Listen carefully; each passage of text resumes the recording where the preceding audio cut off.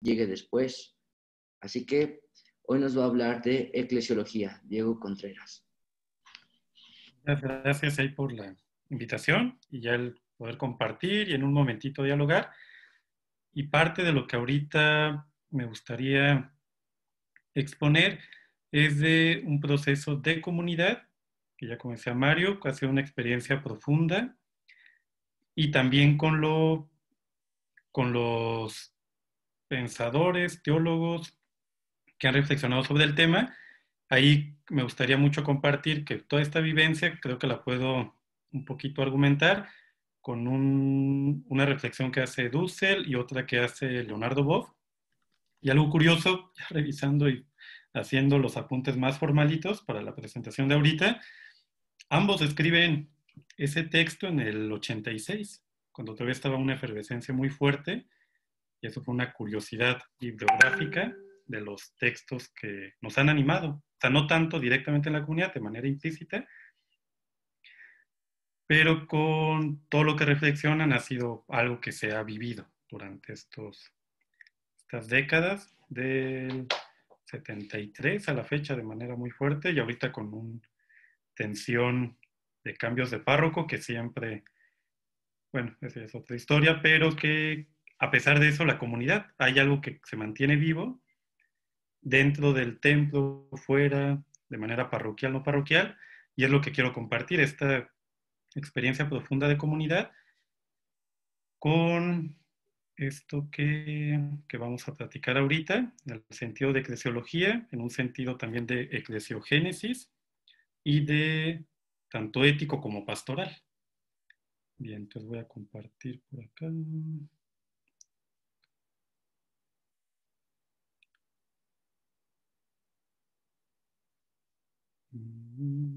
Creo que no me deja compartir, Mario. Si quieres pasármela y yo la comparto. Ahora te la mando por WhatsApp.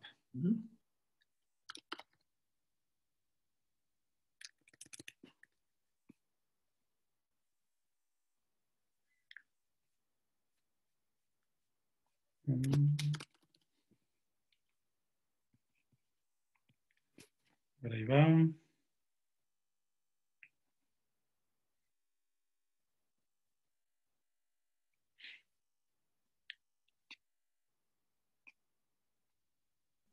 Ya la tengo, ahora se está descargando. Ajá.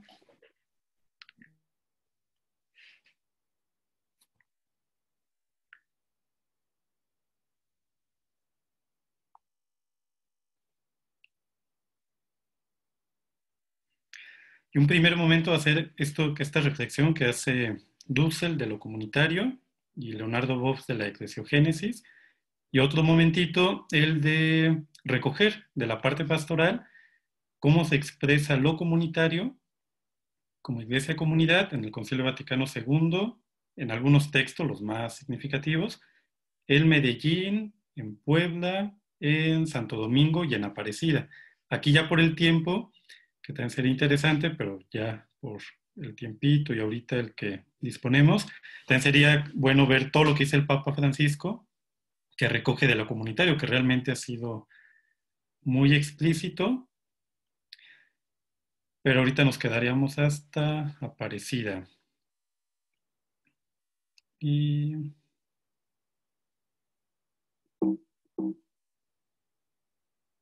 antes.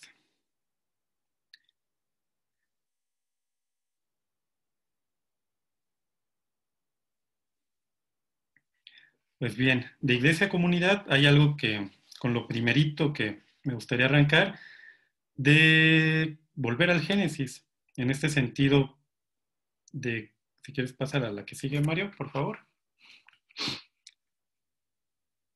de esta frasecita de Génesis 1:1, que a mí me gusta mucho, de en un principio creó, usualmente se traduce como en el principio creó, aunque ya en cuestiones del hebreo, algunos dicen que sí va implícito en el principio creó, por esta la B, la Bereshit para, que en el B ya va en él, pero otros dicen que no. Bueno, a mí me gusta tal cual traducirlo directamente.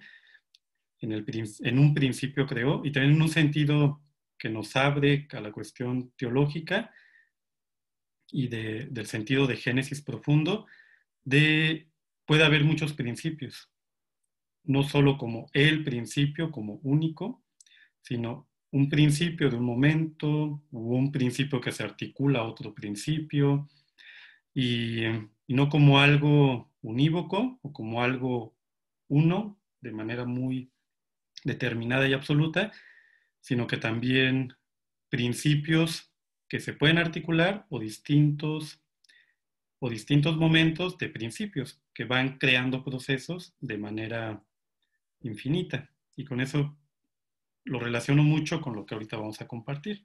Y pasamos a la siguiente, Mario.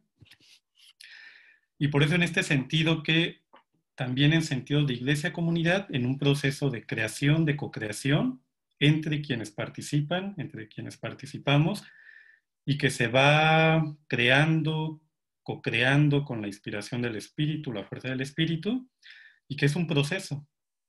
Y a mí me gusta mucho verlos desde el sentido ético, y ahorita vamos a ver por qué ético, y de lo pastoral, como todo un magisterio, pero que también irrumpe desde la opción por los pobres, de la realidad latinoamericana, y que replantea también la parte pastoral y que lo comunitario queda de manera muy profunda en una manera de querer ser iglesia. Y pasamos a la siguiente.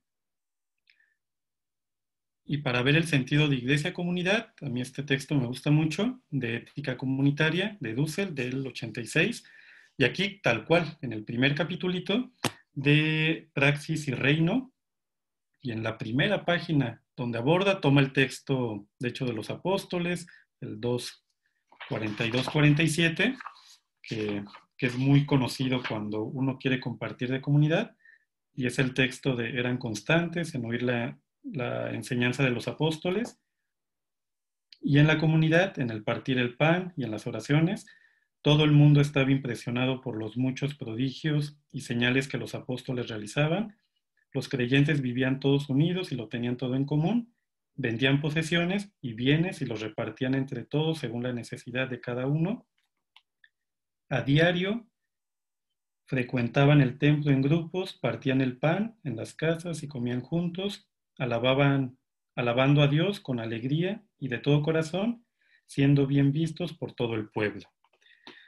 Y a partir con este texto se arranca la reflexión ética, más en un sentido filosófico, no tanto teológico, aunque también tiene pretensión teológica. Y él, que en una frase que a mí me encanta mucho, lo pone aquí: la esencia de la vida cristiana es la comunidad, el estar junto a los demás, y también es la esencia del reino, estar junto a Dios, cara a cara con Él en la comunidad.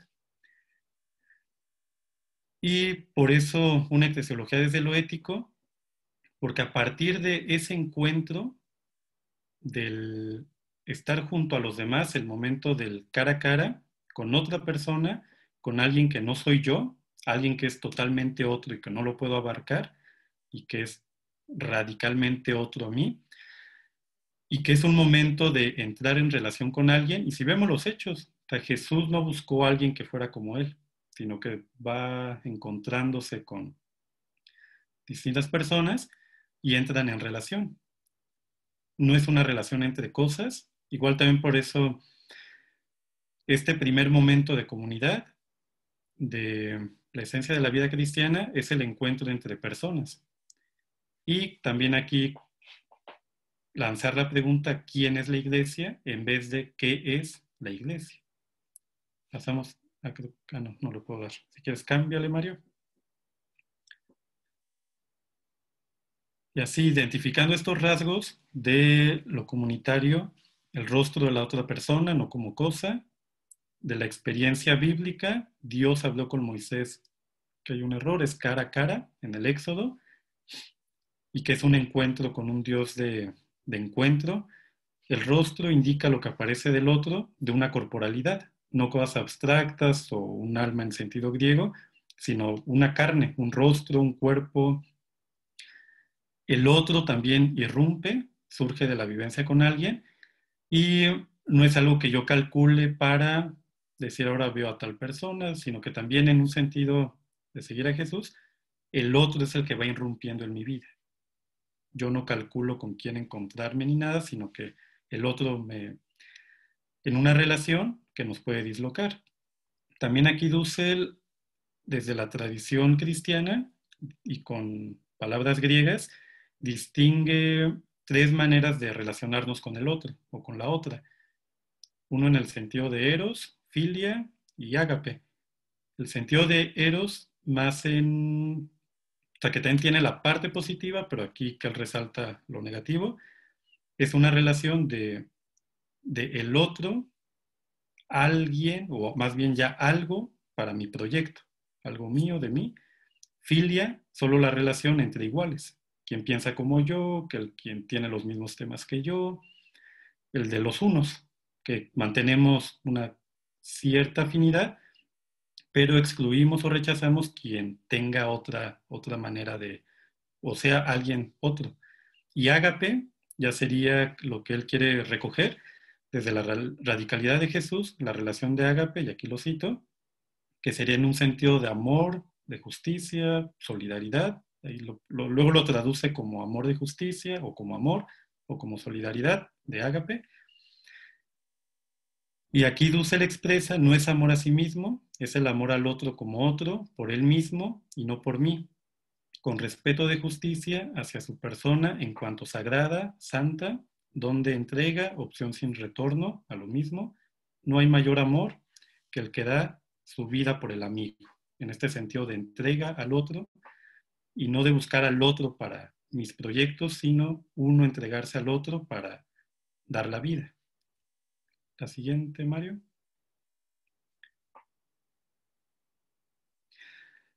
Y, y en este sentido del rostro, del otro que irrumpe, se da un momento de encuentro, una vivencia de comunidad, de vida en común, y el otro me disloca, altera, cambia, cuestiona mi camino, y en este dislocarnos es no para que el otro tampoco me imponga su propio camino, ni yo para imponerle el mío.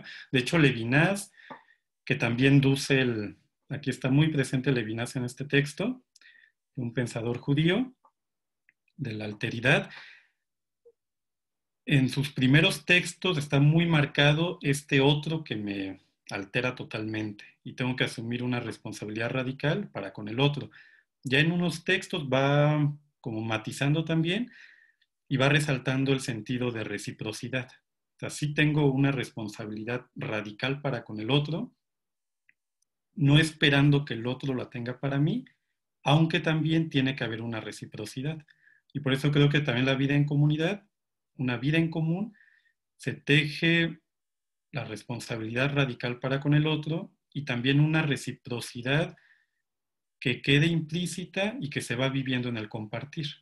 O sea, más que te doy para que me des o yo te doy para que luego alguien me dé, sino más bien se va compartiendo de una manera, no sé, raro. A lo mejor hay a Mario que le tocó un ratito estar acá en la comunidad, o sea, no se expresa ni se dice, pero que se va viviendo. Es algo que está presente en la cotidianidad de una manera, o sea, no natural, pero sí de una manera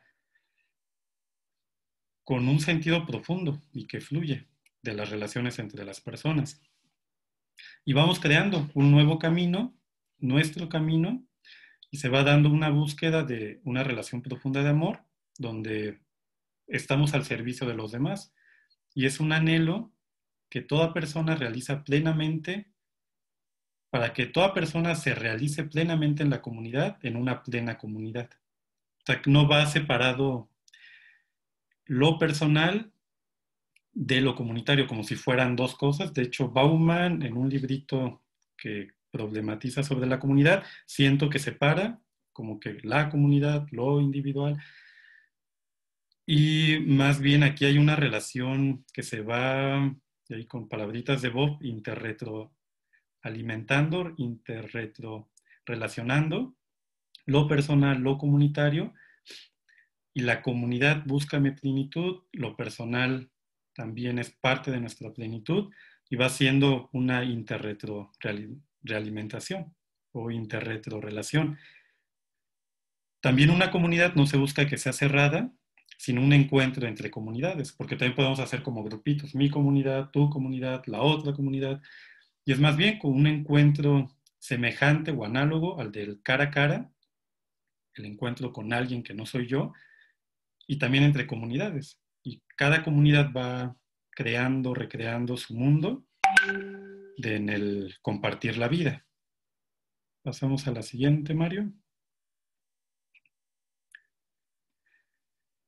Y todavía en esta ética comunitaria, el reino, ya con el sentido de que veíamos de la lecturita, de hecho, de los apóstoles, el encuentro radical para con el otro.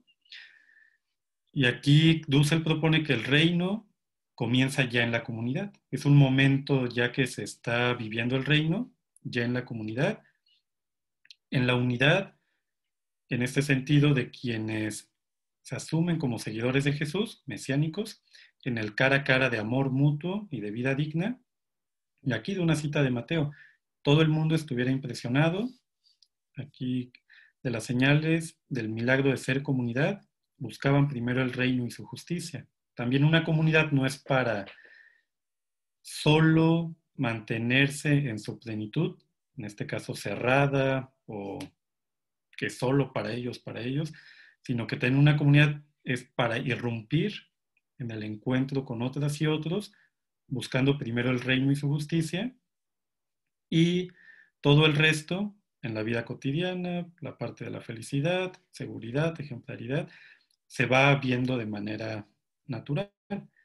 La misma comunidad, la comunidad comunitaria misma, era ya la realidad del reino, comenzado, iniciado, gestándose en dolores de parto, es verdad, pero en realidad. Y es un momento de irrumpir también, un signo mesiánico, el hecho de asumir una vida comunitaria. Vamos a la que sigue, Mario. Y esta sería la primera parte de sentido de iglesia-comunidad, en sentido ético, del encuentro con el otro, con la otra, que irrumpe y abre un camino de justicia, de vida plena, donde todas y todos buscar la plenitud. Y el otro sentido, que sería más pastoral, y aquí con Leonardo Boff, las comunidades de base reinventan la iglesia. Y la que sigue, Mario. De la propuesta que lanza en el 86 de una eclesiogénesis y que nos invita a una iglesia comunidad que también parte y es legítima y tiene una tradición que se sustenta en los propios evangelios y en la tradición de las primeras comunidades, porque también ahí, como está toda la atención y la discusión, ya fue la respuesta de Ratzinger a la teología de la liberación, también la crítica a las comunidades de base, con Evangelii Nunciandi, también hay señalamiento, en el mismo documento de Puebla, se cuestiona ciertas prácticas de las SEPs, y eso en el 79, y este texto ya es del 86, pero aquí es volver a reafirmar que un sentido de comunidad, y ya con sus apellidos eclesial de base, viene de la tradición antigua y es legítima. Y también en el sentido de eclesiogénesis, tanto una invitación como una provocación, pero también asumir este sentido de co-creadores, de creación de lo nuevo, y él resalta algunos puntitos de lo que implica una comunidad eclesial de base que reinventa la iglesia y de sus primeros rasgos confía la responsabilidad a los laicos, son personas de la base y pobres, no desde un eje sacramental ni clerical, y aquí cita a Congar, de un cristianismo en el mundo, en un nuevo principio de hacer nacer a la iglesia, un recomenzar la iglesia. Y aquí por eso me gusta mucho volver a revisar que el Génesis, con en 1:1, en un principio creó, o en el principio creó, pero en este sentido de en todo momento histórico podemos recomenzar o hacer nacer a la iglesia, en un sentido que se va creando, co-creando, en distintos momentos. La que sigue, Mario. Y aquí de manera muy esquemática es la propuesta, o sea, lo que veíamos antes de Concilio Vaticano II, o la imagen más tradicional de cuando se participa uno en un proceso pastoral, de quién es la iglesia. De bote pronto muchas personas responden, no, pues el obispo, el sacerdote, y ahí se queda. Ya luego se amplía, pueblo de Dios, también los fieles, Dios, Cristo, apóstoles, como un esquema más vertical, de arriba para abajo, y es casi lo que creo que seguimos cargando, pero también en esta eclesiogénesis desde la comunidad es un esquema más de una imagen circular, Cristo, el Espíritu de manera en el centro, y la comunidad en esta parte que nos vamos relacionando con Jesús, con el Espíritu, pero también entre las comunidades. Es como un esquema que a mí me gusta mucho y muy pedagógico en una comunidad. Cuando planteamos estos temas, creo que es de lo más pedagógico para replantear quién es la iglesia. La siguiente, Mario.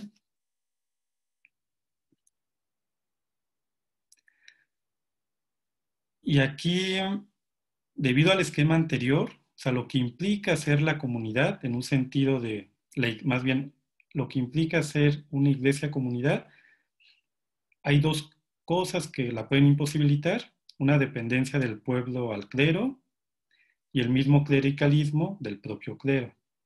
Y ahorita que no nos había tocado esa experiencia, lo que implica en el 2020 seguir anhelando una iglesia comunidad y con un cambio de párroco, como todo un proceso, por solo el cambio de párroco, vuelve a la estructura anterior. Se desconoce el consejo parroquial, se desconocen las comunidades eclesiales de base, no hay diálogo con quienes optamos por este modelo y simplemente todo queda nuevamente centralizado con el párroco. Y este clericalismo tanto lo reafirma el propio clero, pero también sectores del laicado. Y aquí Boff también vuelve a problematizar que aquí creo que sería como un paréntesis grande, pero sugerente porque retoma la discusión que había. O sea, en esta tensión de si las comunidades son una manera de ser iglesia o no, cuestiona si Jesús realmente quiso fundar la iglesia. Y aquí lo cito en dos textitos. Y si entendemos por iglesia la gracia, la liberación, la irrupción del Espíritu, la nueva creación, la Jerusalén celeste y el reino de Dios, entonces Cristo quiso la iglesia y no pretendió otra cosa en este mundo, con su vida, mensaje, muerte y resurrección. Y también la comunidad se organiza en tiempo ya post-pascual para hacer frente a los problemas concretos y a la historia en la que ahora va a entrar la iglesia. Y con otros teólogos se reafirma un poquito este sentido de que la iglesia es en un tiempo post-pascual. La que sigue, Mario. Y aquí cita a varios pensadores, y nada más por el tiempito, bueno, sí, los leo rapidito. Dice, podemos hablar de iglesia en sentido propio como comunidad de Cristo únicamente después de la exhalación de Cristo y de la venida del Espíritu Santo. La comunidad de los discípulos en torno al Jesús histórico aún no es iglesia. La comunidad de los redimidos en el reino futuro ya tampoco es iglesia. De otro pensador, la totalidad del cristianismo primitivo habla de la iglesia solo a partir de la resurrección de Cristo. La iglesia para los testigos neotestamentarios está condicionada en su existencia por la muerte y resurrección de Jesús, tiene claramente una dimensión pospascual. Y la tercera,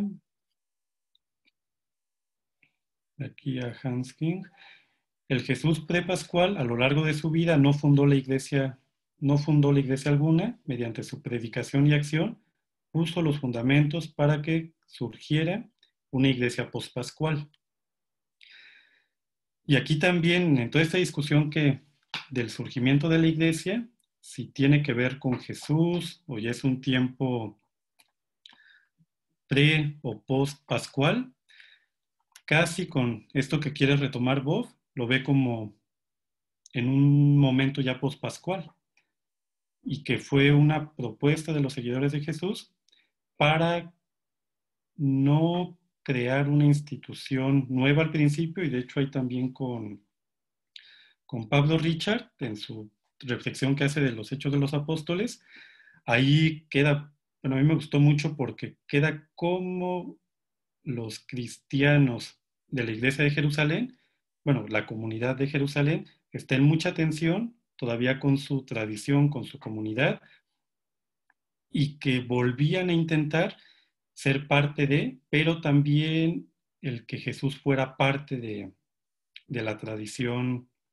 de los judíos. Pero hay conflicto, hay tensiones, hay rupturas, y por las circunstancias, pues empieza a formarse con mayor fuerza la iglesia de Antioquía, y ya de aquí, pues se da una ruptura.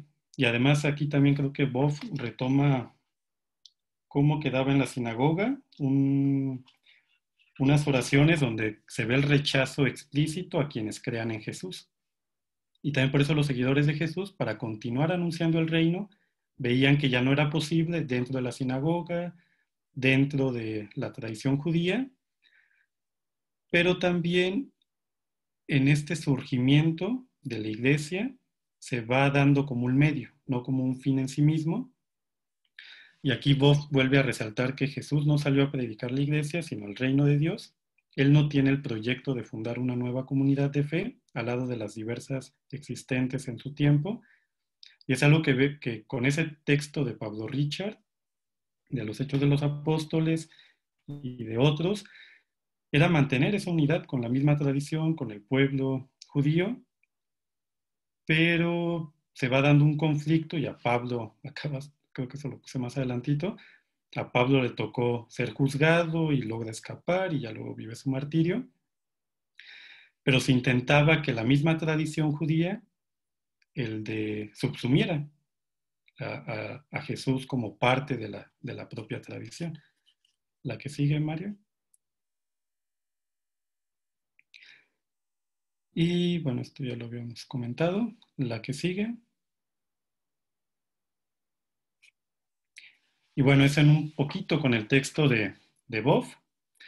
Y ahora, en otro sentido pastoral, en la iglesia latinoamericana, también cómo va quedando lo comunitario en los documentos, en Medellín, en Puebla, en Santo Domingo y en Aparecida. Y aquí nada más quisiera el recoger algunos para, por si hay un momentito de diálogo, que los pudiéramos comentar. Pasamos, Mario, al primero del Concilio Vaticano II.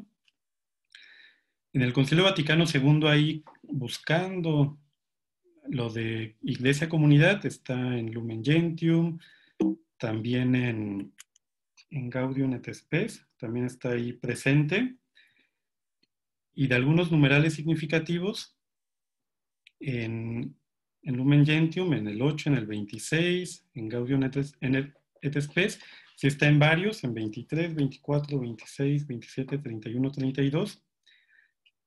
Y aquí para resaltarlos, o sea, me gusta mucho cómo ya va siendo parte de la tradición retomar lo comunitario en un sentido de relaciones interpersonales. Ya no la comunidad y también en cuestionamiento de lo individual y la comunidad atravesada en la realidad humana social.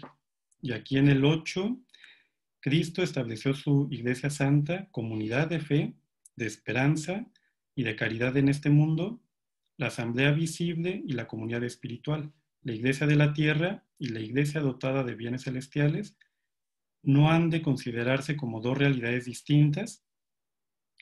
La Iglesia abraza con amor a todos los afligidos por la debilidad humana, más aún reconoce en los pobres y en los que sufren la imagen de su fundador pobre y sufriente, se esfuerza en aliviar su miseria, buscar servir en ellos a Cristo.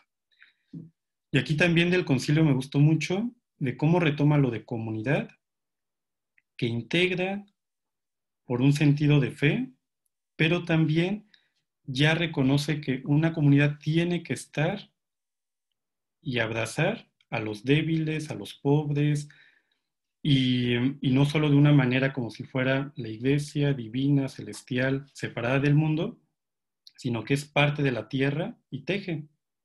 Lo ve de manera no dualista entre tierra y lo celestial y la comunidad encarnada, para aliviar la miseria, pero en un sentido, una comunidad que alivia la miseria desde el seguimiento de Jesús.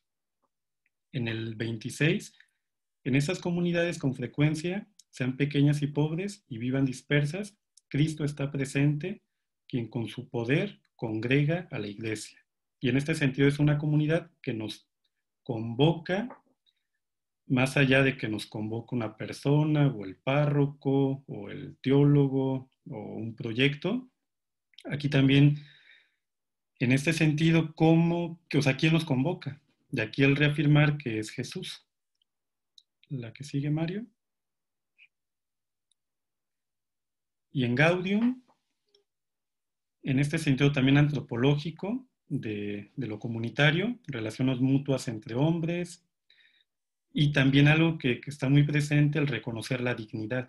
Es una relación personal, interpersonal, pero que resalta la plena dignidad de cada persona y que esas relaciones no solo se quedan entre personas, sino por la parte eclesial y de iglesia, entre Dios, el prójimo, como hijas e hijos de Dios, y que se va reafirmando que en estas relaciones interpersonales se busca el bien común. No nada más para una persona o por una comunidad, sino buscar el bien común, y de hecho tienen el concilio, en Gaudium, abren de la comunidad humana, no solo de iglesia, sino una iglesia, y lo hemos ahí visto como en el concilio, salir y ya romper esta parte intereclesial, sino una iglesia al servicio del mundo, y aquí también una comunidad, en este caso creyente, que está al servicio de la comunidad humana, para todos los hombres. Y aquí me gustó esta cita, es de al prójimo como otro yo, también busca romper la imagen de el prójimo como el mismo que uno, y también ya empieza a provocar con el prójimo no es el que sea creyente o solo el creyente, sino otro, y que también lo tengo que respetar como a mí, cuidando en primer lugar de su vida y de los medios necesarios para vivir dignamente. Y aquí hace la lista tal cual, de todos los servicios básicos para una vida digna: salud, educación, vivienda, trabajo, y una comunidad que irrumpe de lo eclesial para que la vida digna, tanto en lo celeste como en lo terrenal, sea plena, pero con todas las necesidades básicas terrenales. Estimular en todos la voluntad de asumir su papel en proyectos comunes, y que si va a haber una comunidad es para el servicio de los demás. Salvar a los demás, no aisladamente, sin ninguna conexión mutua, sino construirlos en un pueblo. Una nueva comunión fraterna en su cuerpo, que es la iglesia, el que todos miembros los unos de los otros se ayuden mutuamente según los diversos dones que les han sido concebidos. Y esto del Concilio Vaticano II ya empieza a provocar un poquito romper la tradición de una fe vivida de manera individualista, y aquí ya lo empieza a trabajar de un sentido comunitario. También habría que ver qué experiencias previas que alimentaron esta concepción del Concilio Vaticano II para trabajar lo comunitario, ya en un tiempo de un capitalismo, posguerra, de una modernidad que exacerba lo individual, y aquí vuelve a proponer este sentido de la comunidad primitiva, la ayuda mutua, el bien común, el que somos parte de, para ir viviendo de otra manera la fe. La que sigue, Mario. Y de los documentos del Magisterio de América Latina, empezando por Medellín y ya luego hasta Aparecida, siento un poquito que en Medellín y más radical en Medellín, se propone lo comunitario no solo como formar comunidades y que cada comunidad que solo sea una manerita de vivir la fe, sino más bien reconfigurar y reestructurar la iglesia en sí, la parroquia, ministerios, de una manera que sea en un sentido de comunidad. Y creo que esto que propone Medellín, ver a la iglesia comunidad como un nivel de iglesia, desde la base, que van siendo comunidades que se articulan y ya se va ampliando el nivel, bueno, de manera territorial de lo parroquial a lo diocesano y a lo universal.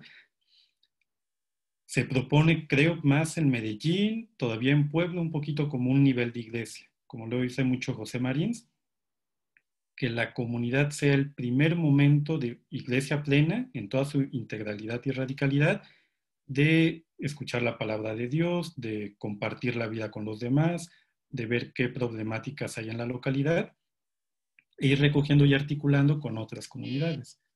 Y aquí Medellín, en el capítulo de Pastoral Popular, en el numeral 13, aunque ahí ya Clenom apenas empieza a crear esta manera de nombrarlas, aquí comunidades cristianas de base, ya luego cambian, pero lo que quiero rescatar es el sentido de comunidad.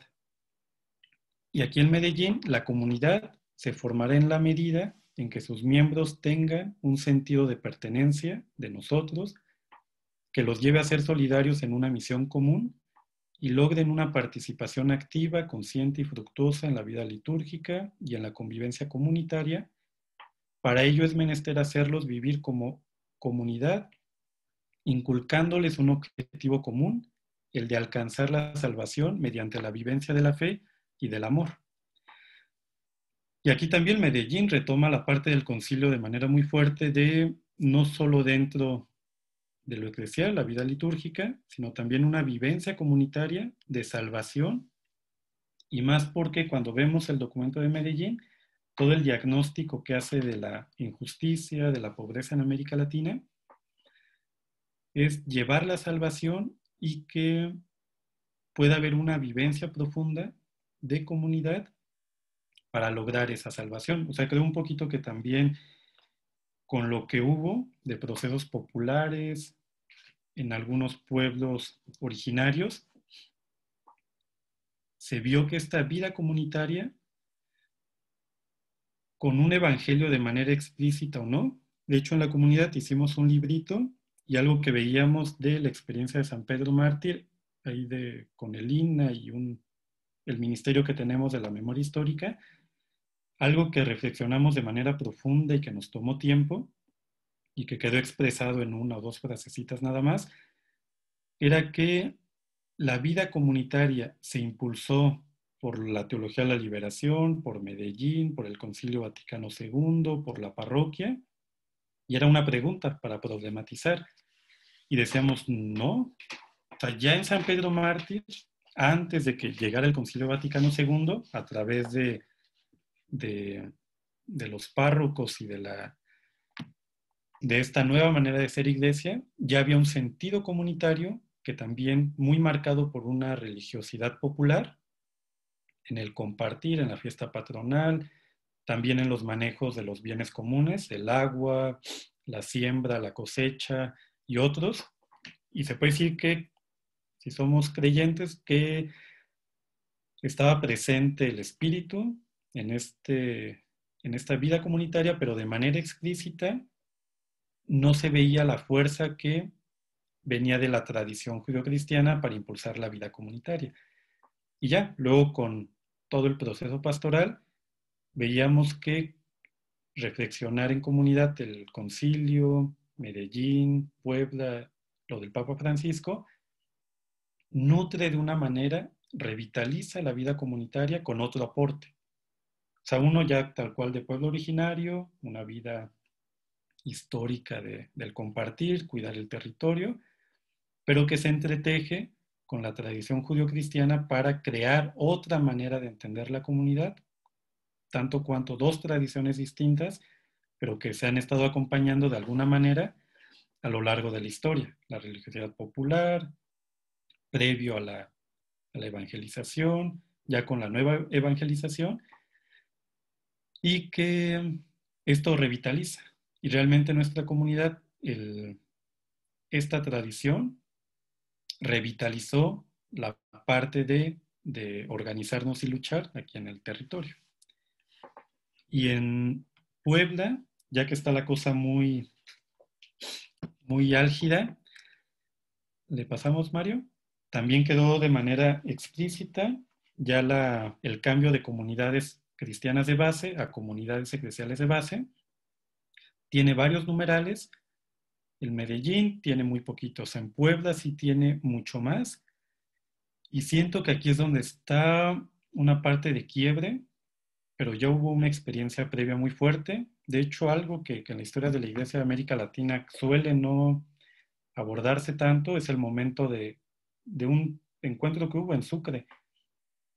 Según para Dussel, fue una reconfiguración de la Iglesia para posicionar una Iglesia más conservadora ante toda esta fuerza que empezaron a tener obispos como don Sergio Méndez Arceo, don Samuel, Monseñor Romero y otros también de Brasil, que tuvo mucha fuerza, pero también en Sucre, con Trujillo y otros, empieza a ser como el otro bloque tenso de la propia jerarquía, y que en Puebla se ve muy fuerte la tensión que hubo, aunque también de manera muy creativa se logró proponer lo de opción por los pobres, lo de mantener las comunidades eclesiales de base, una iglesia comprometida. Y aquí a mí me llamó la atención que sigue retomando Puebla la tradición de Medellín del sentido comunitario en un sentido también ético, y aquí lo expresa. La comunidad eclesial de base como comunidad integra familias, adultos y jóvenes en íntima relación interpersonal en la fe. También aquí retomando al Concilio Vaticano II.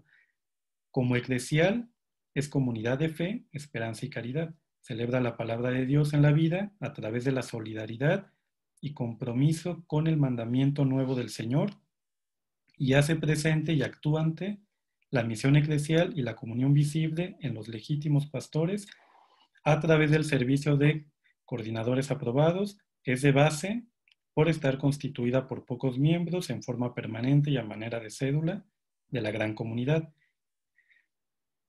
Y aquí ya retomo algo de Evangelii Nunciandi, pero aquí también en Puebla se empieza también un poquito a clericalizar el propio sentido comunitario en relación con el esquemita que veíamos de que tiene que estar articulado a los pastores, a los obispos, y también pierde un poquito de creatividad en este sentido de si es una comunidad eclesial que es parte de una comunidad de fe, pero ya empieza a verse más difícil proyectarse hacia la parte social, política, y de hecho en Evangelii Nunciandi, pues ahí está muy todas las desviaciones que han tenido las SEPs, aunque creo que más bien son temores de apagar un poco el fuego del espíritu en ese trabajo que buscaba radicalizar la comunidad de fe en transformación más profunda en la realidad.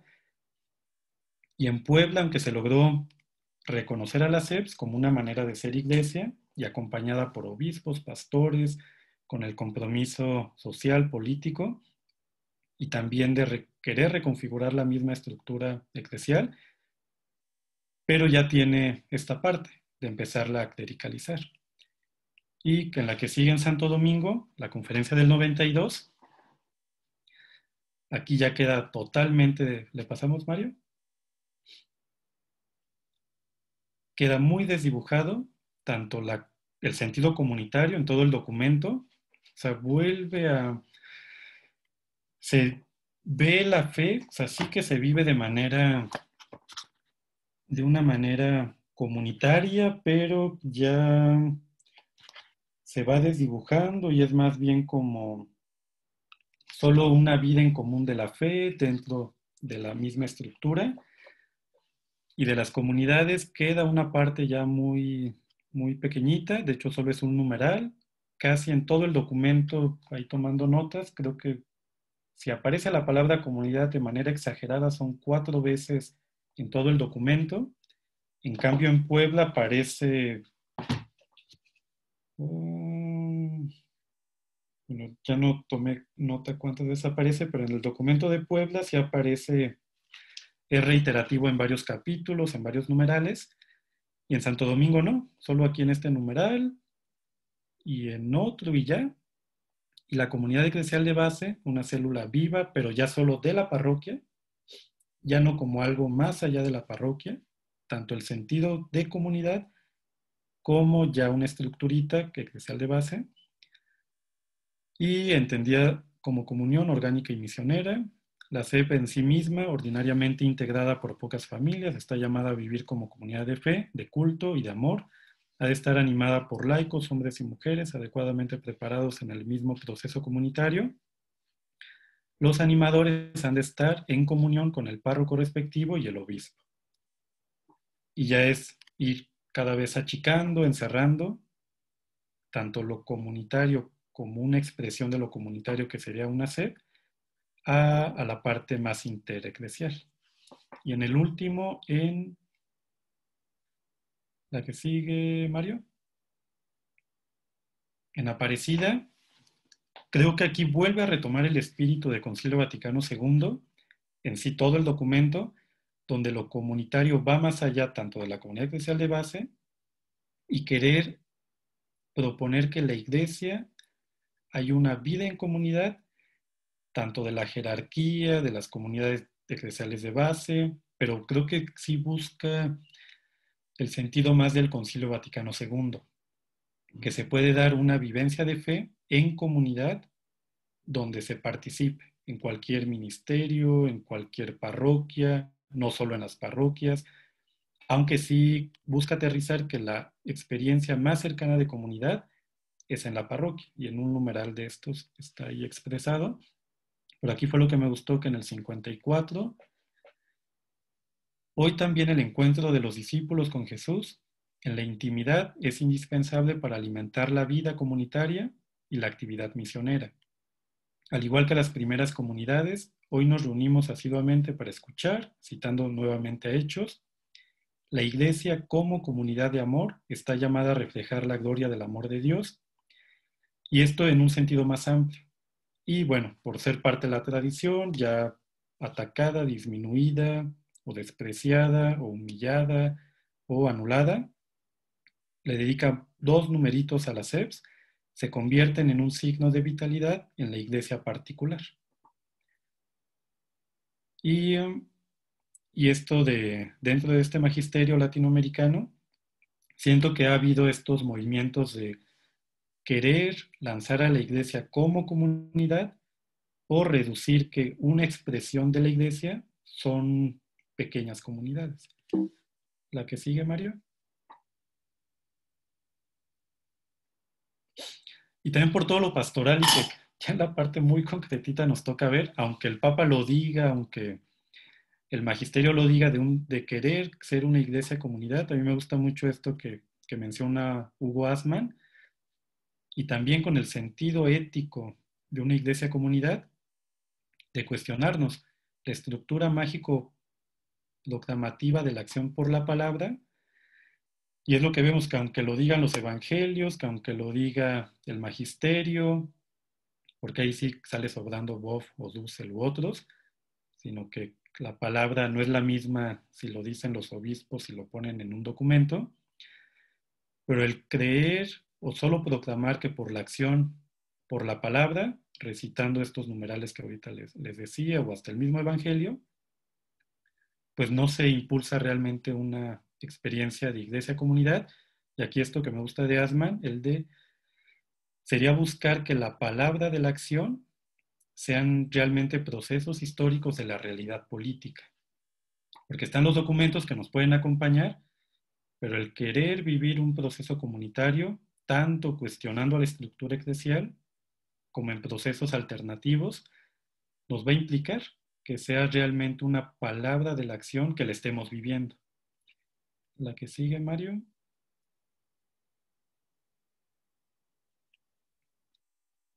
Y ya con esto terminamos la exposición. Con toda esta inquietud que había de la iglesia comunidad, las tensiones teológicas, pastorales, la reconfiguración que hubo del episcopado en América Latina. Ya en el 86 pues ya había muchos cambios. Y aquí Bob, casi al final de este libro de Eclesiogénesis, quiero resaltar dos cositas ahí que propone para mantener un sentido de iglesia-comunidad. Si la iglesia nació de una decisión de los apóstoles, impulsados por el Espíritu, entonces el poder de decisión comunitaria, disciplinaria y dogmática pertenece esencialmente a la iglesia comunidad. Si ella misma nació de una decisión, la voluntad de una comunidad que se congrega, que se reúne, que se encuentra, que dialoga, que discute, entonces seguirá viviendo si cristianos y hombres de fe en Cristo resucitado y en su espíritu renuevan permanentemente esa decisión y encarnan a la iglesia en nuevas situaciones que se les ofrezca en épocas en la cultura griega y medieval, hoy en América Latina en la cultura popular, o ahorita ya en un tiempo de cultura popular, de cambios acelerados que vivimos como sociedad. Ya la última, Mario. La iglesia está siendo constantemente enviada a los gentiles, a los pobres, a las mujeres, a los migrantes. Ahí habría que agregarle más. No es una dimensión completamente establecida y definida, sino que está siempre abierta a nuevos encuentros situacionales y culturales. Dentro de esas realidades debe vivir y anunciar en un lenguaje comprensible el mensaje liberador del reino realizado en Cristo y que se ha de realizar para todos en la consumación de los tiempos. Y creo que es la invitación, provocación, como habíamos dicho, de una eclesiogénesis que tendría que estar abierta ante esto que aquí menciona Bob, situaciones y culturas que van siendo totalmente nuevos. Y además, por ejemplo, el Concilio Vaticano II, pero un contexto muy distinto al que estamos viviendo ahorita, nos puede inspirar, pero ya lo comunitario, lo social, lo individual, lo político ha cambiado totalmente. Al igual que cada documento que se va encarnando en un momento de la historia de América Latina y también va siendo portavoz de una manera de entender la iglesia y la realidad desde la misma fe. Y esto era un poquito lo que recogí para dialogar, para reflexionar sobre la iglesia en sentido de comunidad. Creo que quedó más tiempito para dialogar, cuestionar, o si me fui rapidito o leí medio mal por andar con la alergia, el que podamos aprovechar ahorita.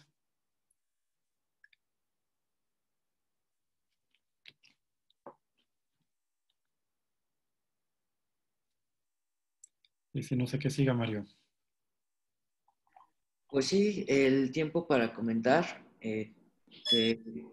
lo había dicho al inicio, yo creo que ya tenemos bastante tiempo como platicando de diferentes temas, ¿no? Y había quedado pendiente esta reflexión sobre la iglesia y bueno, la semana pasada tuvimos esta clase también con Simply y esta es una gran oportunidad que tenemos contigo, no solamente de que nos compartas pues todo el magisterio y la tradición, ¿no? De aportes, sino también desde un proyecto real, ¿no? Y concreto que ya tiene sus años, ¿no? En San Pedro Mártir. Y, y pues eso, o sea, que no es solamente teoría, letra, ¿no? Sino que se está encarnado, ¿no? En el compromiso. O sea, pensaba, a veces quizá esto de mencionar compromiso se entienda de una manera ideal, ¿no? Pero parte desde lo concreto, ¿no? Y pensaba en su resistencia a esta gasolinera, ¿no? Que les afectaba, o la resistencia que habían tenido en la construcción, ¿no? De este segundo piso, que al final, bueno, no sé en qué haya acabado, o sea, me parece que pues, ahí se hizo, ¿no? A pesar de las afectaciones a las casas. Lo que tú mencionabas, ¿no? Como la defensa territorial, pero la defensa que se hace en comunidad. Yo creo que es muy pertinente todas estas reflexiones que nos compartes, ¿no? Y acciones también. en este proceso que también vamos haciendo, ¿no? En el espacio popular, de alguna forma, pues tal vez también más tendidos nosotros a las opiniones, ¿no? A lo teórico, pero pues ver que es real, ¿no? Y no sé, o sea, queda mucho, o sea, creo que nos tenemos tiempo de aprovechar las inquietudes de todos. Te invité también, ¿no? Pensando que nos puedes dar mucha luz en el horizonte posible de la iglesia, ¿no? Eh, pues, no sé, me hago eco otra vez de las palabras de Ciclali, ¿no? De la semana pasada, en esta posibilidad de vivencia espiritual, ¿no? En lo comunitario, desde lo cristiano, y ver si es posible, ¿no? En la iglesia de verdad tener una vivencia espiritual, ¿no? Y espiritual encarnada, ¿no? En comunidad. Pero bueno, doy espacio para las opiniones y dudas de todos nosotros.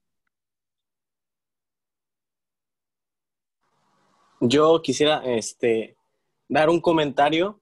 La verdad me parece, son temas un poco delicados, pero muy interesantes, porque cuando hablamos de la iglesia, siempre pensamos en cosas que son muy radicales o un poco delicadas.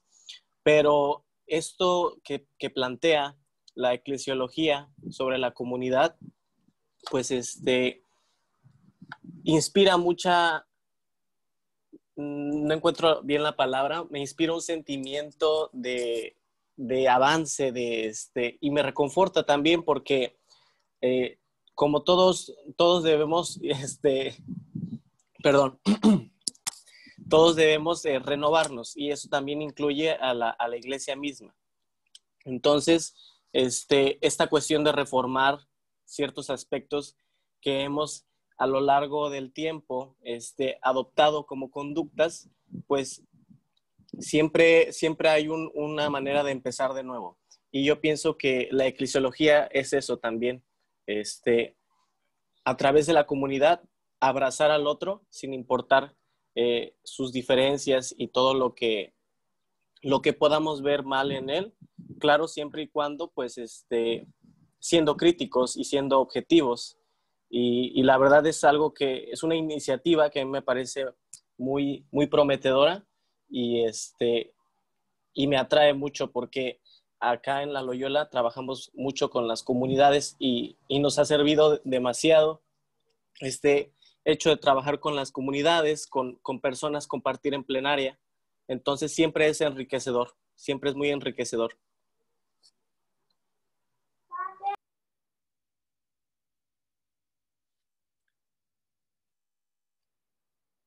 Muchas gracias, Jesús. Bueno, yo también, o sea, creo que nos das luz, ¿no? Sí, con consolación, pero también hay un reto, ¿no? O sea, este modelo clerical no es fácil quitárselo, ¿no? Y ni siquiera el San Pedro Mártir, ahora que nos compartías, ¿no? Ahora se les impone desde la institución, desde la jerarquía, y ahí está, ahora sufriendo, ¿no? Otras formas de entender la teología, la iglesia, a Dios, ¿no? En general. Pero, o sea, no está afuera, también está dentro, ¿no? O sea, ¿qué tanto podemos animarnos a crear procesos distintos, ¿no? Pues eso, comprometidos. Pero bueno, ¿alguien más gusta compartir?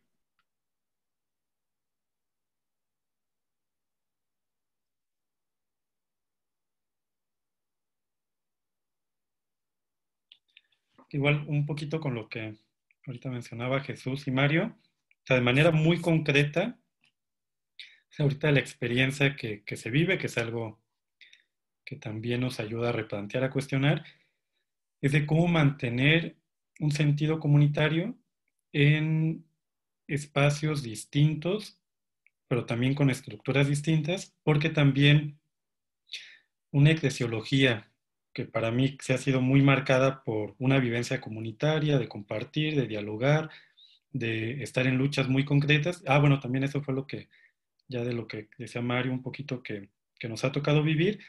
Es un modelo de iglesia ya en un sentido muy sinodal, y que lo bueno que ahorita el Papa ya lo está haciendo explícito, pero que se ha vivido una sinodalidad desde que el 73, cuando los campesinos, por el despojo de la tierra, por el colegio militar, ellos convocan a los católicos, a los mormones y en ese tiempo eran antes de los anglicanos, cambiaron de nombre. La iglesia anglicana en los 70, ahorita tiene otro nombrecito, los campesinos los convocan y ellos les dicen, creemos que nuestra lucha es legítima, queremos defender nuestra tierra, ¿nos acompañan o no nos acompañan? De los mormones, el obispo mormón dijo, yo les acompaño, pero como persona, no como obispo mormón. De los anglicanos, el párroco dijo, sí, yo como párroco les acompaño. Debido a esa opción del párroco anglicano, lo corren. Dicen, usted no se tiene que meter en política. Y en el caso de la parroquia católica, el párroco les dijo, lo voy a preguntar con quienes dan un servicio en la comunidad parroquial. Y ya como comunidad parroquial, con catequistas, con creo que ya era mayordomo todavía en ese tiempo, con quienes daban un servicio pastoral, los convocan y lo asumen como personas de la comunidad parroquial, no solo como párroco, ni solo como él a título personal, sino como iglesia católica. Y de ahí se da el acompañamiento muy fuerte a los campesinos y en un sentido de diálogo, y ya los campesinos, la iglesia está acompañando un proceso de lucha, de resistencia de una comunidad, pero porque el mismo pueblo cuestiona a la iglesia y le pide su acompañamiento. Y creo que ha sido una manera de una iglesia que acompaña lo que atraviesa la vida cotidiana. Sí, ahorita, pues como nos toca que de pronto que falta el agua, pues hay que luchar por el agua. Que ya subieron el predial, pues hay que luchar para que bajen el predial. Que ya te imponen una gasolinera, hay que luchar para todo, y toda la cuestión jurídica, social, política. Pero aquí lo interesante es de que lo hacemos de una manera, porque también no mezclamos ni revolvemos las cosas, aunque van muy unidas y muy entretejidas. Esas luchas, que ahí sería parte de la complejidad, lo hacemos una lucha contra una gasolinera ilegal, que ahorita estamos denunciando a un magistrado por corrupto, y bueno, toda una historia muy larga. Lo hacemos desde una motivación muy profunda de fe, de un trabajar en comunidad, de defender el territorio, de creer que es lo justo, pero que está nutrido por, tal cual, por el Evangelio. Pero también nos organizamos de una manera paralela en una organización popular que lleva 47 años de lucha, pero la iglesia es como un acompañamiento, o sea, no me gustaría decirlo el acompañamiento espiritual, o sea, sí y no, o sea, porque es un acompañamiento tanto de una comunidad creyente y que cuando vamos a luchar al magistrado no le decimos porque Dios quiere la justicia, o sea, cambia el lenguaje y todo, pero se va entretejiendo.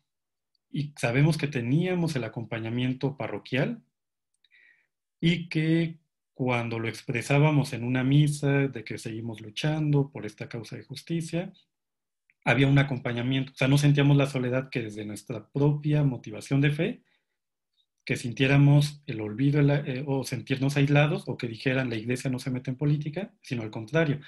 Era como una comunidad de fe acompaña las causas de justicia, pero en lo concreto. Y esa es una partecita. La otra, también como iglesia, comunidad que se encarna en un pueblo muy concreto, ya lo decíamos, de que tiene que estar viendo por lo que falta en el día a día.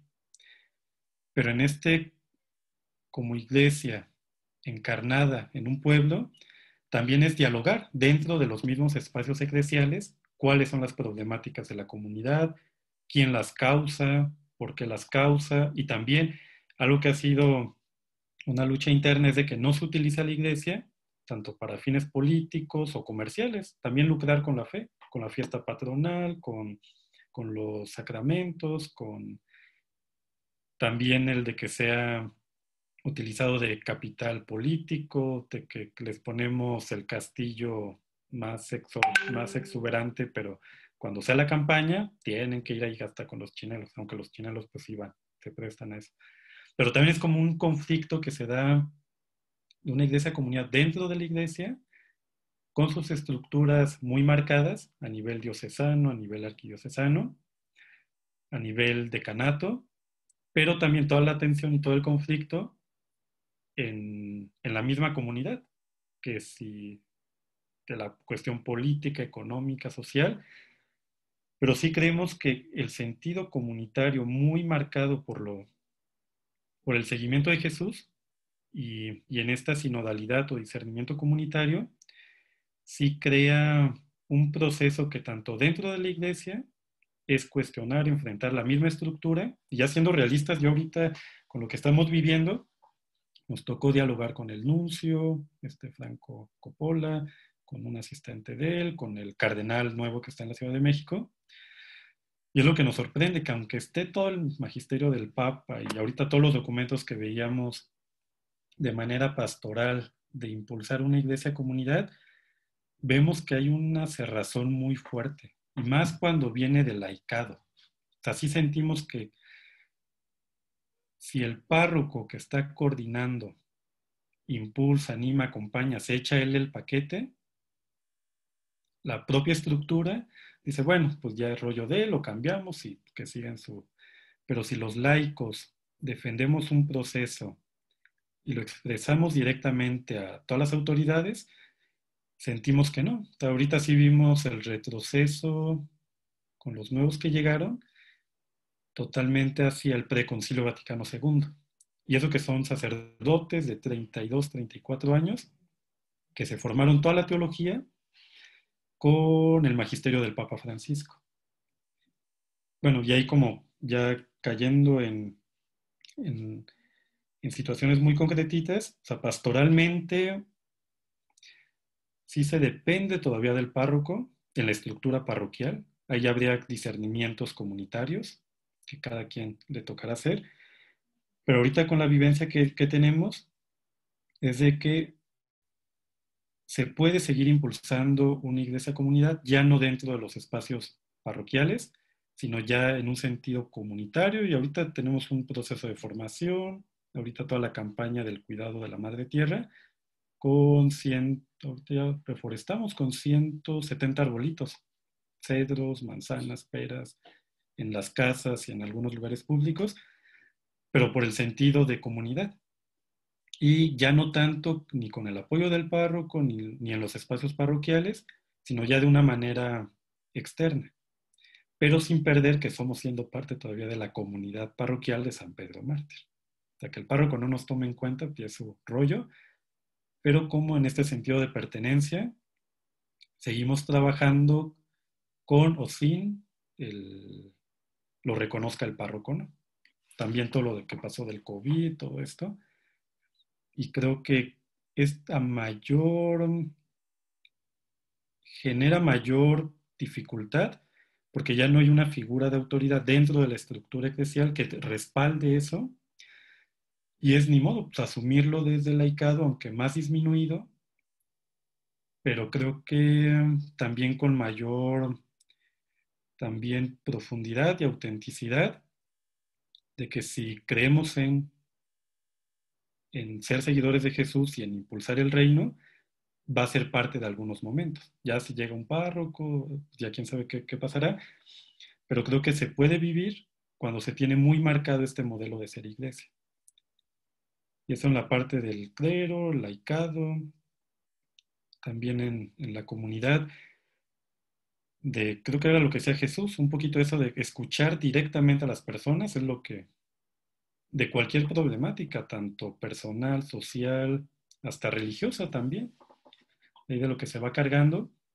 Creo que es parte de lo que genera una dinámica de comunidad, la escucha, pero no solo una escucha para empezar a sacar el de ya escuché, pues está pasando esto y aquello, sino también ver de qué manera se lanza para poder transformar. Y de manera muy concretita, o sea, en proyectos muy concretos que se ve encarnada esa atención. Bueno, perdón, Shinkli, quiero ganarte la palabra. No, bueno, sobre esto que decías, ¿no? O sea, también los procesos de comunidad, en este caso el católico, ¿no? La parroquia de San Pedro, también tiene una madurez fuerte, ¿no? O sea, pensando que en este recorrido que hacías del magisterio latinoamericano, la desaparición de la comunidad, no solamente estaba en los documentos, ¿no? O sea, también hubo una ofensiva contra las comunidades eclesiales de base, ¿no? Que ahí mencionaban cuando yo estaba en San Pedro Mártir, ¿no? Y seguramente, pues es parte de su historia, ¿no? Después de haber sido promovidos por, digamos, Sergio Méndez Arceo o por algunos párrocos que un poquito más comprometidos, pues creo que se optó para su desaparición porque era un grupo incómodo, ¿no? Para una institución más acostumbrada a la obediencia, ¿no? Bueno, perdóname, Sinclair, pues...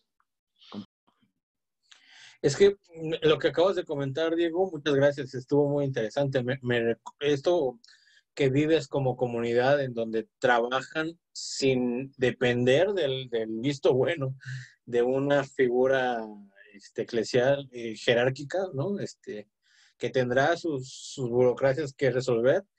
Me recordó a una frase que alguien me decía, no me acuerdo, ni siquiera he comprobado, pero hacía referencia a la Madre Teresa de Calcuta, que ella, y les digo, ¿no? Esto lo estoy diciendo de memoria, ya alguien me criticará ahorita de seguro o me ayudará a confirmarlo, que la Madre Teresa abría no sé, un hospital o una clínica nueva y en lugar de esperar que tuviera la aprobación papal, se iba a otra localidad a inaugurar otra nueva.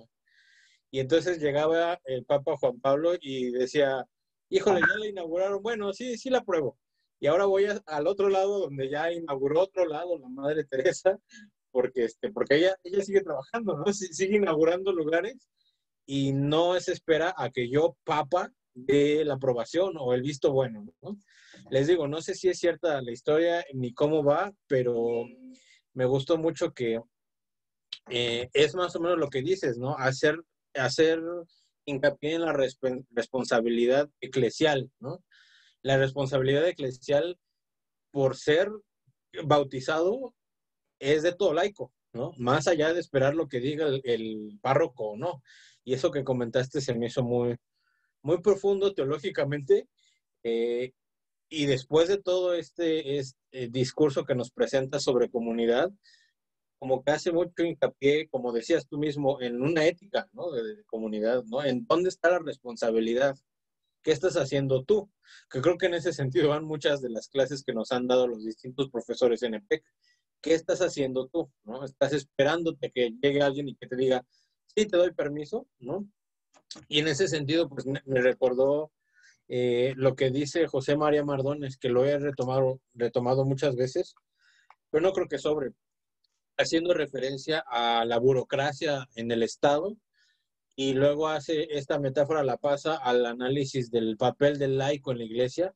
Dice, en el Estado hay mucha burocracia porque el ciudadano deja todas las tareas al Estado y entonces el ciudadano se queda sentado. ¿Cómo reducimos la burocracia en el Estado? Con participación ciudadana. Haciendo la metáfora en la vida eclesial, ¿cómo reducimos la burocracia eclesial con la responsabilidad comunitaria? ¿No? Participación activa. Solamente era eso. Un poquito lo que dice Sinclair, de hecho, aquí para reducir esa burocratización, aunque sí dependía del acompañamiento del padre Chucho como párroco, y hasta él realmente se disminuía, o sea, como pastor, como acompañante, para que la fuerza del laicado se hiciera más presente, pero era tal cual, en este discernimiento comunitario de convocarnos, y que siempre era la parte de discernir, el de convocarnos, nos proponen los de peregrinos de Guerrero que quieren venir a la comunidad y que les demos hospedaje y comida. ¿Qué opina cada comunidad? ¿Qué opina cada persona? Y era decidir entre todos. O sea, una responsabilidad, pero también una responsabilidad donde quien asume la responsabilidad es porque fue parte de la toma de decisiones. Y creo que eso que eclesialmente, que el laico sea parte de la toma de decisiones, fue lo que ha sostenido en esas décadas, pero también ahorita ya de otra manera, el que decidamos. Y que en esa manera de que uno sabe que lo que uno asume la responsabilidad, pero porque decidió también, con el diálogo, los conflictos, la discusión, que era lo que asumíamos como comunidad. Y luego sí, también uno cede o no. O sea, hay cosas que de pronto yo no estaba de acuerdo, u otra compañera, pero también es el de cedo, pero lo asumimos ya como comunidad. No solo como los que sí estuvieron de acuerdo en eso y que ellos hagan bola, sino no, o sea, toda la comunidad, tratar de que esa decisión salga bien o salga mal, toda la responsabilidad recae en toda la comunidad, no solo en el párroco, no solo en un grupito, sino como iglesia tal cual, como en este caso, como comunidad.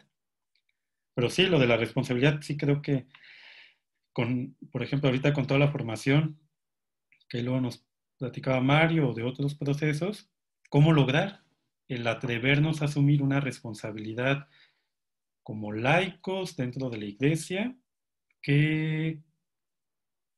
pero creo que lo difícil es que nuestras decisiones sean tomadas en cuenta y sean parte de procesos dentro de la misma iglesia. Que eso yo creo que puede ser uno de los desafíos que habría, pero dependerá ahí nuestras maneras de organizarnos, de presionar, de proponer. Pero sí siento que ahorita el clericalismo sí está como de una manera fuerte, a pesar del Papa Francisco, que cuestiona de una manera el clericalismo. Pues sí, Diego, no sé, ahora que mencionabas de estos nuevos padres que están ahí en tu comunidad, que estaban formados con el magisterio de Francisco, la verdad que me hiciste reír, ¿no? Así como que, o sea, eso no es posible, ¿no? O sea, llegar hasta las bases y más en instituciones así, yo creo que, bueno, qué bonito que exista eso en San Pedro Mártir, ¿no? La comunidad, pero no sé, es quizá el lugar más difícil, ¿no? O sea, pensar en algunas diócesis o arquidiócesis como la de la Ciudad de México u otras, pero bueno, y también quería mencionar, bueno, igual, si alguien quiere hacer otro comentario, pregunta, pero algo muy bonito que pasó, bueno, cuando todavía estábamos en Coyoacán, ¿no? Antes de un conflicto ahí que nos dolió, ¿no? Pero, pero fuimos a su fiesta, ¿no? En San Pedro Mártir ahí con los chinelos y en la celebración, y después nos invitaron mole, ¿no? Que se divide en las varias comunidades, y creo que es algo muy lindo, ¿no? O sea, que también la fiesta esté ahí presente, ¿no? Y la generosidad, entonces, no sé, quisiera aprovechar para invitarnos a una fiesta, ¿no? Bueno, pensando en cómo estén las condiciones, pero creo que es algo que enriquece mucho, ¿no? Y que da contacto con la fe, con las maneras de vivir, ¿no? Y bueno, no sé, también esperemos que nos toque a nosotros organizar una fiesta y que podamos invitarlos o algo así. Bueno, dejo para algún otro comentario. Yo quisiera comentar algo rápido. Fíjate que ahora todas las circunstancias, Diego, que nos estabas platicando, que están viviendo allá, a mí me hizo recordar, yo tengo mucho tiempo, estuve mucho tiempo, muchos años trabajando en cuestiones de elaboración de políticas públicas en el gobierno de la Ciudad de México, ¿no? Como tipo asesor para programas y cosas así. Y siempre hay unas dimensiones o sea, independientemente de, ok, ya retomaron, digo, asumieron su responsabilidad, decidieron que van a seguir trabajando, se decidieron como iglesia, perfecto, bueno, ya está toda esa parte, quieren estar dentro de la iglesia, órale, o sea, sufrirle. Ahora, ¿cómo le vamos a hacer? El reto es ¿cómo se van a comunicar ustedes como esta parte de la iglesia, ¿no? Como esta parte del grupo. Y yo creo que ahí hay como muchas cosas que a lo mejor en términos de estrategia, de política interna, digamos, te podría comentar, pero una es, que creo que es muy importante, es la comunicación de lo que se está realizando, ¿no? A veces, justo ante el terror que tiene de repente los líderes eclesiásticos, que se les hace como complejísima la realidad, lo que no quieren es un análisis complejísimo de la realidad, sino quieren un análisis simplísimo de la realidad. Prefieren eso, ¿no? Que les simplifiquen, ¿no? A ver, decir puntualmente, vamos a trabajar nosotros en este punto, ¿no? Hay veces que eso prefieren. Y comunicárselo rápido, simple, tranquilo, sencillo, ¿no? Que yo creo que, por ejemplo, alguien que tiene mucha habilidad para ese tipo de cosas es Mario, ¿no? Dice, a ver, vamos a atacar estratégicamente aquí, por aquí, y nos vamos a ir aquí. Claro, la realidad es siempre mucho más compleja, ¿no? pero yo creo que ya que han decidido o que ven la necesidad de tener que interactuar porque se consideran parte a lo mejor de esa comunidad eclesiástica o comunidad pues de creyentes allá, sí hay que tener una estrategia de comunicación en términos como muy estratégicos y en términos de a lo mejor ser como muy puntuales. Otra cosa es a lo mejor esta parte de la formación en términos de liderazgo, ¿no? Tener como estos liderazgos claros y que puedan ayudarles a ustedes frente a, ¿no? Estos nuevos sacerdotes que están llegando ahí, ¿no? Que yo creo que un problema es que están muy mal formados, ¿no? Muchos de estos jóvenes que no entienden de repente, es un problema de malformación. Entonces, malformación y con una estrategia de comunicación como de parte de nosotros como grupos que sea como demasiado difusa o poco contundente, pues nunca va a haber un encuentro, ¿no? Entonces ahí como pensar, ¿qué otra cosa te quería decir? Ya no me acuerdo. Pero bueno, creo que para empezar eso, creo que sería súper interesante hasta ver qué es lo que sucede. Cuando ustedes necesiten, ahí vamos nosotros y tratamos de apoyarlos, ¿no? Pero no, como dicen, no desistan, continúen. Y pues muchas gracias. Ruth, te veo con ganas de comentarnos.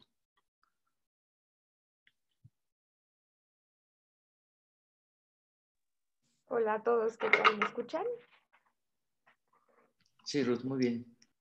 Pues yo creo que coincido un poco con lo que Manuel estaba diciendo y no sé si con Mario en cuanto a esta cuestión de la formación sacerdotal, que aunque son jóvenes, en realidad me parece a mí que también carecen de muchas herramientas, ¿no? Sobre todo pues como para poder entender las realidades muchas veces de las comunidades de base en contraste con esta eclesiología o este clericalismo más bien, que de pronto pareciera que está tan distante de las realidades de algunas comunidades o que son demasiado conservadoras como para poder trascender ese clericalismo y generar procesos transformativos comunitarios que correspondan a las realidades de las comunidades que acompañan, pero también por el otro lado, este déficit en la formación de laicos, ¿no? Que también está, o está como pues esta espera de que se nos ha educado desde la iglesia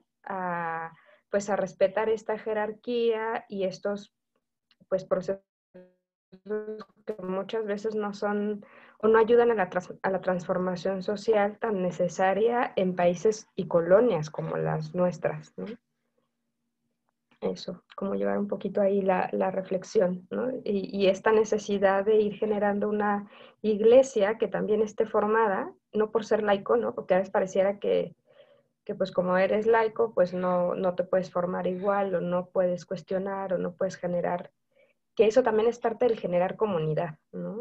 Y pues por ahí ir en esta reflexión. Muchas gracias, Ruth. Betty.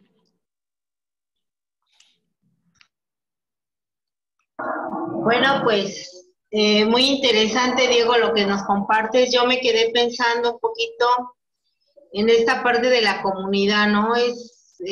Por ejemplo, en mi caso, que participé mucho en la comunidad de Santa Úrsula, casi pues 18 años, era un poquito de lo que tú estabas hablando, ¿no? No es tanto la parte, a lo mejor nuestra parte era más social, ¿no? Ayudar a la comunidad de base, pero en sus necesidades reales de cada comunidad, ¿no? Y dentro de la colonia de Santa Úrsula, Cuapa. Ahora estoy en la comunidad de la Divina Providencia, donde es una comunidad totalmente diferente. Yo me siento parte de esa comunidad, aunque yo vivo en Xochimilco, en La Noria. Entonces, escuchándote un poco, Diego, me veo en mi realidad en este pueblo de Santa Cruz, Xochitepec, donde todavía tenemos esta parte de los mayordomos, de la tradición popular y también de una jerarquía así muy cuadrada, ¿no? Porque son diáconos, muy diferente a la formación que teníamos en Santa Úrsula, que son de la franciscanos que tienen su propio gobierno. Entonces, me quedo un poquito pensando en esta responsabilidad que tenemos como laicos, como bien decían, formándonos, pero también formándonos en la parte, ¿cómo te diré? Como al par con los, por ejemplo, en nuestro caso, con los frailes, ¿no?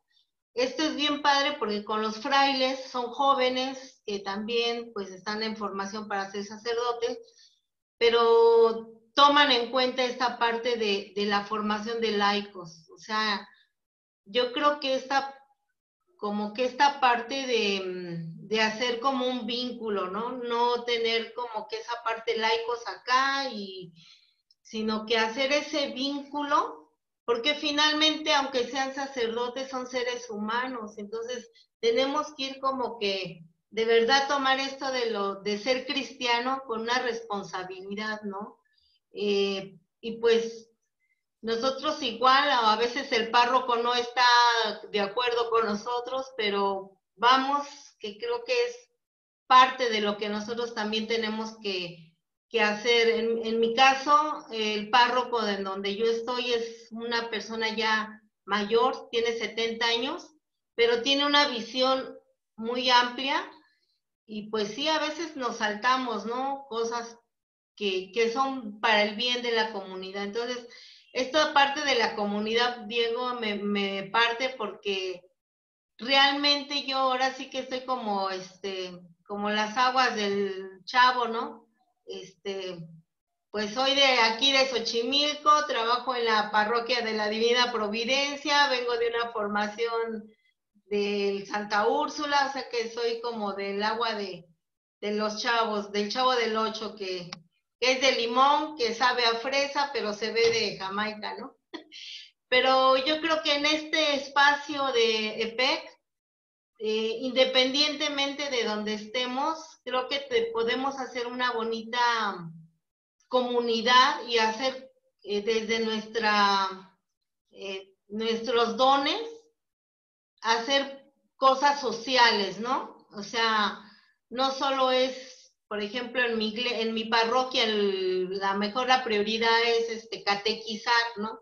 Ya es mucha formación la que tenemos, a lo mejor ya todo lo tenemos aquí y ahora hay que aterrizar en algo ya social, ¿no? Y independientemente de la comunidad donde estemos, yo creo que PEC, pues a mí la verdad me gustaría que, como dice Mari, hiciéramos algo ya algo palpable, ¿no? Aunque no sea no sea en mi parroquia, o a lo mejor en mi parroquia. Desde este punto de vista, hacerlo ya más cristiano, ¿no? O sea, no, a veces decimos vamos a evangelizar, a catequizar, pero es parte, va unido, ¿no? Lo que nosotros nos vayamos formando lo tenemos que aterrizar en algo social ya para ayudar pues al prójimo. Y pues de verdad, Diego, me dejas con pues muchas reflexiones y pues mucha admiración por esta bonita comunidad que se ha hecho ahí en San Pedro, ¿no? Un ejemplo para que lo sigamos. Gracias. Bueno, pues ya casi nos hemos pasado, pero vamos a darle espacio a Esli, que está levantando la mano. Esli. Sí, ¿quieres participar? Bueno, no sé si da tiempo. Más bien está muy interesante, muchas gracias. Ibas platicando y también me iba yo imaginando todas estas experiencias en las comunidades rurales. Yo te iba a preguntar, bueno, además de todo lo que ya estuvieron diciendo, ¿cómo vivían los más jóvenes, ¿no? Ahí tema con tu grupo o con los grupos, porque acá lo que yo he experimentado es que los jóvenes básicamente, a algunos que son mucho más cercanos, ¿no?, al párroco que esté ahí, son mucho menos dados a hacer los grupos comunitarios, ¿no? Incluso acá en la universidad donde trabajamos nosotros, en la Universidad Loyola, que es una preparatoria, bueno, también tiene preparatoria, los que más se acercan a estos grupos religiosos o de inspiración religiosa son los más alejados, ¿no? Entre comillas, ¿no? Son los agnósticos, ateos, pero son los que están yendo a las comunidades, son los que están yendo a misiones, ¿no? Es como algo muy extraño. Y lo que yo he visto es que estos grupos que se han formado en comunidades rurales después terminan como como una separación ya del tema de la iglesia. Así como tú dices, hacemos iglesia aunque no tengamos la aprobación, pero yo he visto que muchos más bien rompen completamente y se van directamente al lado social, ¿no? Y pierden este vínculo espiritual y de hacer iglesia como tal. Entonces, pues, ¿cómo lo viven ahí los y las más jóvenes ahí con ustedes? Sacó un poquito de la vivencia, o sea, casi un poquito también con lo que sea Betty, era que cualquier proceso que impulsáramos o que impulsemos en la comunidad es lograr gestar esa experiencia comunitaria. Y dentro de la iglesia, por ejemplo, con los jóvenes, o sea, convocar y hacer una comunidad de jóvenes tuvo un momento, ya de ahí fue perdiendo fuerza, ya más bien luego éramos jóvenes en una cosa, en otra, dentro y fuera de la parte parroquial, pero era que cualquier propuesta que hiciéramos quedara la experiencia de comunidad. La última interesante, bueno, dos que fueron de los últimos año y medio más o menos, era dentro de la formación de primera comunión y confirmación, que era donde por la cuestión de inscripciones y todo, y que realmente iban por eso, porque era obligatorio, de que la abuelita les decía que tienes que hacer la primera comunión, tienes que hacer la confirmación, pero también les dábamos la libertad que si no querían tomarla, pues que no, o sea, que si querían ser ateos, pues que fueran ateos, que si querían ser parte de esto, para eso era la formación, pero dentro de la formación, para primera comunión o para confirmación, era que con estas nuevas generaciones, darle experiencia de comunidad. Y darle experiencia de comunidad era compartir de una manera amplia la vida en comunidad, tanto dentro y fuera de la parroquia, en lo cultural, en lo popular, y tal cual, la memoria histórica de San Pedro. Y algo que nos llamaba la atención era que cómo hacer una pedagogía de lo comunitario para empezar a romper ciertas dinámicas individualistas y que la misma formación fuera ese entretejerse entre ellas y ellos.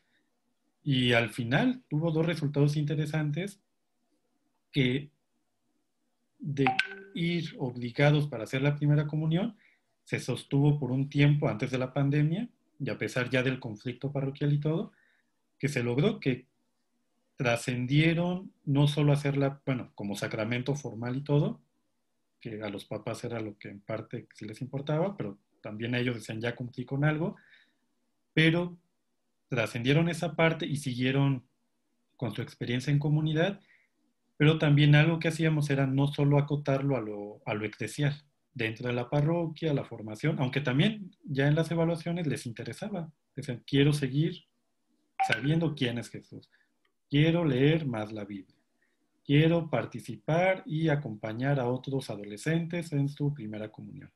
Pero también decía, quiero que las calles del pueblo estén limpias, quiero sembrar árboles, quiero un huerto comunitario, quiero apoyar hay una comunidad que se llama El Arca, que son de comunidad de discapacitados, exactamente en San Pedro hay una, no depende de la parroquia, ellos son una organización independiente a nivel mundial, pero con tradición católica, cristiana, pero reciben de todo. Y una experiencia bonita fue que esta comunidad de jóvenes se acercó directamente y acompañamos a estar con ellos. Y más que nada, ahí del Arca era la convivencia. y también que uno se la pasa re a gusto con ellos. Y fue una manera de romper que una primera comunión solo era el catecismo, solo era para el sacramento, pero la vivencia con los jóvenes creo que cada año cambia realmente, ahí es replantear los temas. O sea, creo que sí ahí es importante ver cuáles son las maneras de relacionarnos y hacer diagnósticos, pero no diagnósticos así como muy cuadrados ni nada, sino de una manera que sea muy, o sea, no sé cómo decirlo, como o sea, no tan, o sea, sí planificado, pero no tanto, o sea, como ir creando maneras de poderte relacionar y que en ese tipo de diálogos, de encuentros, uno va viendo cuál es la situación que están viviendo y de ahí proponer temas. Más que nada proponer para lanzarlos y reflexionar. Y la otra, creo que es lo que ayuda mucho, el que sentirnos parte de un proceso que va más allá de uno y que son parte de una comunidad, son parte de una iglesia, que son parte de un pueblo. Pero con los jóvenes creo que ha sido muy de ir siendo muy creativos cada año. O sea, y de hecho los temas cada año cambiaban. Para estar con ellos, para escucharles, pero que ellos, en esto que decía Cinti, el de que asuman su responsabilidad. Y lo hacían y ellos ya sentían suya la comunidad, ya luego ya no dependían de uno, sino que uno acompañaba, aunque también si uno no estaba, tampoco, es como todavía estas dependencias, como ir rompiéndolas, pero era ir asumiendo responsabilidades de cada parte, la de ellos, la de nosotros, la de parte de la comunidad, pero casi el gancho, la verdad, era a través de lo que era obligatorio, hacer la primera comunión y hacer la confirmación. Partiendo de ahí, era proponer una experiencia de comunidad y de ahí ya, si se quedaban o no, pues ya era cosa que no estaba en uno, pero era intentar y cada año era proponer algo totalmente nuevo. Porque lo otro que decía ahí Ruth, ahí también lo que vemos dentro de una eclesiología y en procesos de comunidad es de que todavía el sacerdote sigue siendo algo muy simbólico, sea de lo peor o sea de lo mejorcito, o sea muy comprometido, o sea lo que sea, no importa, como persona o como sacerdote, simbólicamente tiene un peso en la cuestión parroquial, que es donde nos toca de manera muy concreta, el sacerdote tiene un peso simbólico. Y aunque haya fue lo que nos toca vivir, aunque haya un proceso de laicos en formación muy profunda y con trabajo de base, con propuestas, con dedicarle a coordinar, a animar, a estar tal cual, pero simbólicamente lo que defina el sacerdote sigue pesando más y aunque se le diga a su autoridad superior, que en este caso el vicario episcopal, pues ellos respaldan a su propio cuerpo, no tanto a la comunidad concretamente del proceso laical, pero la parte simbólica que creo que cabría que cómo trabajarla y o sea, que también en la comunidad no se busca negar, sino que somos parte de también. Va a haber uno para que atienda a 30,000, 40,000 habitantes, pero simbólicamente tiene mucho peso. Y es el de cómo esta parte simbólica también cuestionarla, atrevernos, lo que tú decías, Ruth, el de cuestionarla también para ir equilibrando un poco los papeles, pero que no se pierda el sentido último de una iglesia que realmente acompañe al pueblo, que tenga una formación más profunda para responder a lo que vive la comunidad.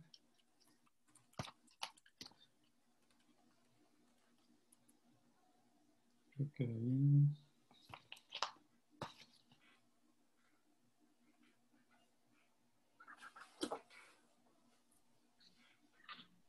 Ya, ¿verdad, Diego? Pensé que... ya, es que estaba buscando algo, pero no lo encuentro. Sí, ya. Okay. Bueno, pues ya nos pasamos unos minutos. Muchas gracias, Diego. Nos ayudas mucho. A mí me ayudas mucho a a darle significado a esto de ser iglesia. Y bueno, pues te digo, les comentaba, por fin se nos hizo, que ya los años que tenía de invitar a Diego, y ojalá y también en otros espacios puedas acompañarnos, Diego, incluso extender las invitaciones mutuas, ¿no? Pues bueno, muchas gracias a todos, nos vemos el próximo. Muchas gracias, Diego. Gracias, Nos Diego. vemos, Muchas gracias, Diego. buen fin de Antes de semana. irnos, si pueden prender sus cámaras y nos sacamos una foto, ¿no? Ahí, bueno, falta algunas personas, pero los invitamos a prender sus cámaras para la foto final de esta sesión. Lupita. Vamos a la parroquia, les avisamos para invitarles. Muchas gracias. Y bueno, pues les recomiendo que acepten esa invitación. Porque no sé si Betty fuiste también, ¿no? Cuando fuimos de parte de CEFEL. Fue muy bonito, ¿no? Ahí tomándonos fotos, siguiendo a los chinelos. Muy bien. Bueno, ahí está. Lupita, no prendes tu cámara, no va a salir. Pero bueno, ahí está, pueden sonreír. Bueno, ya está. Muchas gracias. Bonita tarde a todos. Hasta luego. Buen fin. Nos vemos. Igualmente, gracias.